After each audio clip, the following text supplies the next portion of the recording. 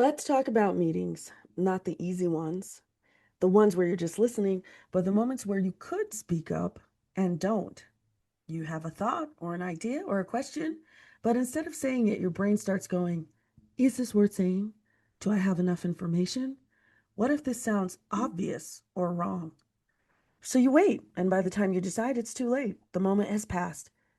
Or you do speak, but you second guess it immediately. And afterwards you think, I should have just said it more clearly. Today we're changing that. We're going to give you simple in the moment scripts so you can speak up in meetings without overthinking, without second guessing, and without needing it to be perfect. Welcome to Communication Skills for Working Women.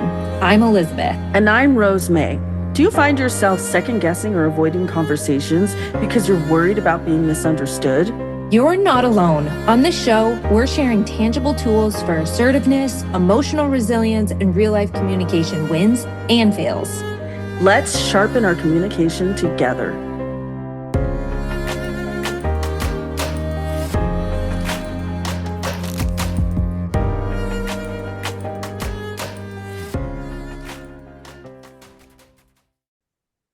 If this is something you've struggled with, speaking up in meetings, we want you to share this episode with someone who's been in that exact same position. And if you haven't yet, leave a review. That's how more women find this podcast and share building these skills. So, Rosemary's introduction truly is the story that I am about to share with you. I remember that I was sitting in a meeting where I had this very clear thought. Someone had just shared an idea, and I immediately saw some potential issues with the suggested idea that was out there. And I thought, I should say something. Then the next thought kicked in, and it's, well, maybe I'm missing something. Maybe I don't have all the right information. Maybe I should just wait a few more minutes. Maybe I should see what else or where this is going. And maybe I'm just making assumptions. So I waited. I didn't speak up. And as the meeting moved on, someone else brought up the exact same concern that I had. I mean, it was the exact same concern. And suddenly that point became very important in the meeting. And I remember thinking, I had that exact same thought, but I didn't say it. And it wasn't because I didn't know what to say, it was because I was second guessing whether or not I should say it. That stinks because I feel like some of the things that you're saying are super valid. For example, making sure you're not making assumptions about something. I feel like that's kind of important. And so this just puts you in a really tricky spot because yes, it's important to have all the information before you go around telling people this is not a good idea or this is problematic. And sounds like someone else didn't. I don't know. Maybe they didn't think about it as intentionally as you did, or maybe they did. I don't know. Now I'm making assumptions. What? Just curious. Was it a man or a woman? It was a man who then said what I had Hmm. thought, Hmm. predominantly male meeting. Yeah.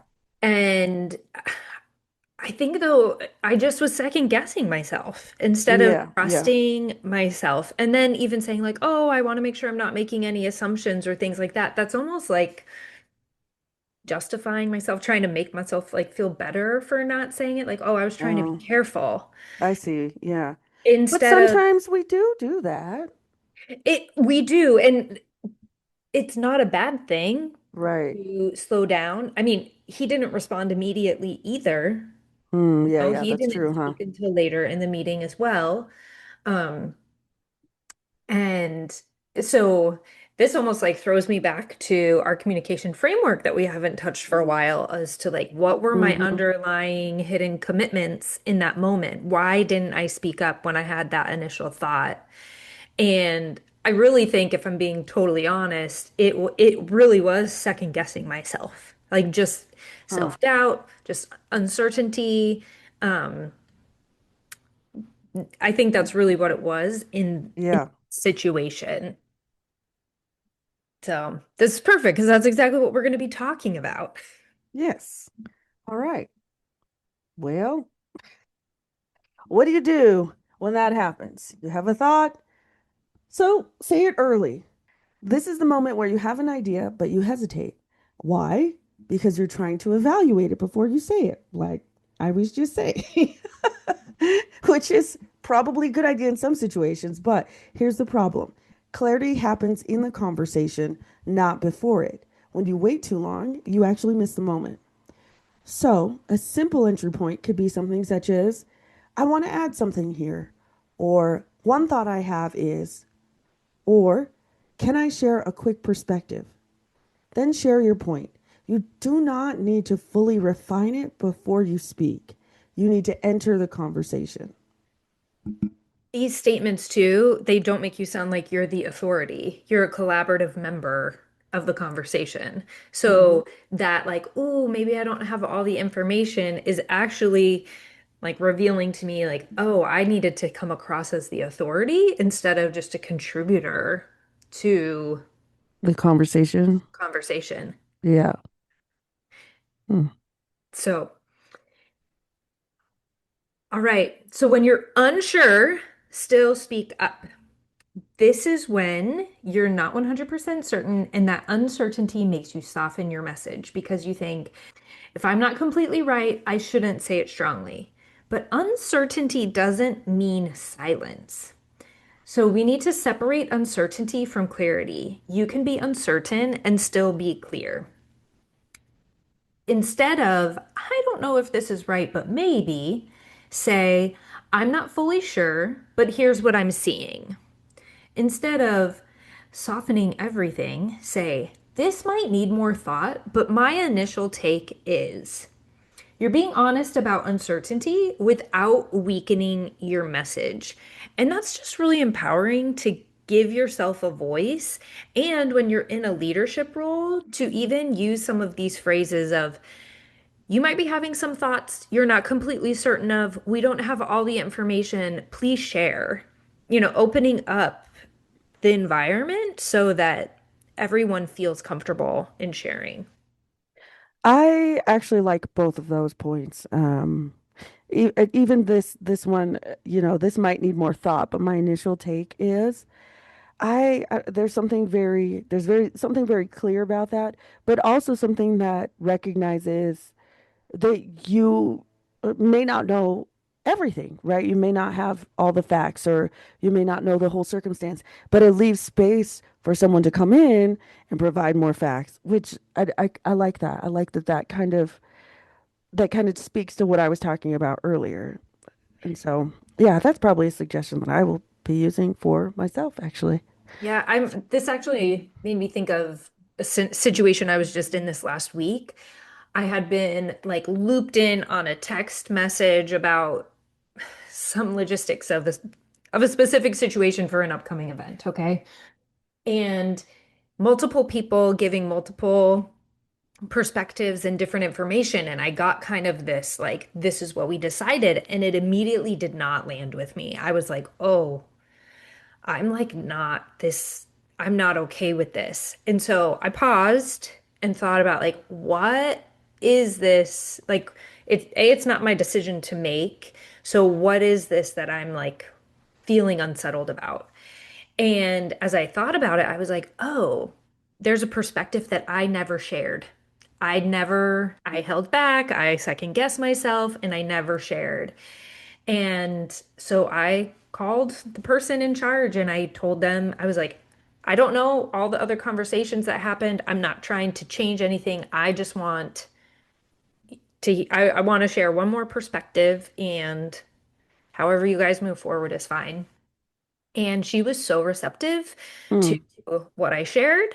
And I'm not exactly sure where they've landed or if they've still, I don't know where they're at with it, but I now truly feel totally comfortable if they end up doing what initially didn't land well with me. hmm. Okay, because my voice had been heard.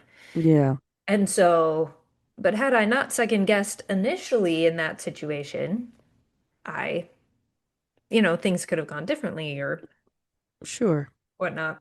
Anyway, Sure. That makes sense. Yeah. When you start second guessing, Anchor yourself and finish. This is when you're already speaking and you feel that second guessing starting to kick in. And so you start to trail off, add disclaimers, or over explain. This was very similar. This is very similar to our last podcast episode because your brain is reacting in real time and it's trying to fix how you're being perceived or to manage how you're being perceived. So instead of drifting or trailing off, anchor your statement. Use a clear closing. That's the main point I wanted to share. That's what I'm seeing. Oh, that's where I focus. And then stop. This keeps your message intact, even if the second guessing shows up.